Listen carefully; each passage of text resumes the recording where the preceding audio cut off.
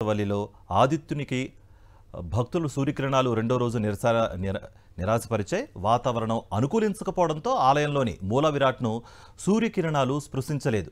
ప్రతి ఏటా మార్చి 9, 10, అక్టోబర్ 1, 2 తేదీలలో స్వామివారి మూల విరాట్ను సూర్యకిరణాలు తాకడం ఆనవాయితీగా వస్తోంది.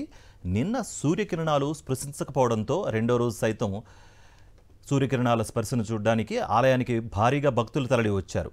మబ్బులు పొగమంచు కారణంగా మూల విరాట్ను కిరణాలు తాకలేదు. సూర్యకిరణాలు 2 రోజులు తాకపోవడంతో భక్తులు నిరాశతో స్వామివారి దర్శనం కోసం వేచి చూసి వెనుదిరిగారు.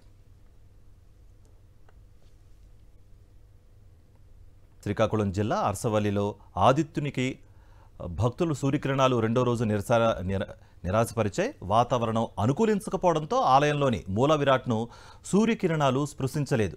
ప్రతి ఏటా మార్చి 9, 10, అక్టోబర్ 1, 2 తేదీలలో స్వామివారి మూల విరాట్ను సూర్యకిరణాలు తాకడం ఆనవాయితీగా వస్తోంది. నిన్న సూర్యకిరణాలు స్పృశించకపోవడంతో రెండో రోజు సైతం సూర్యకిరణాల స్పర్శను చూడడానికి ఆలయానికి భారీగా భక్తులు తరలి వచ్చారు. మబ్బులు పొగమంచు కారణంగా మూల విరాట్ను కిరణాలు తాకలేదు. సూర్యకిరణాలు 2 రోజులు తాకపోవడంతో భక్తులు నిరాశతో స్వామివారి దర్శనం కోసం వేచి చూసి వెనుదిరిగారు.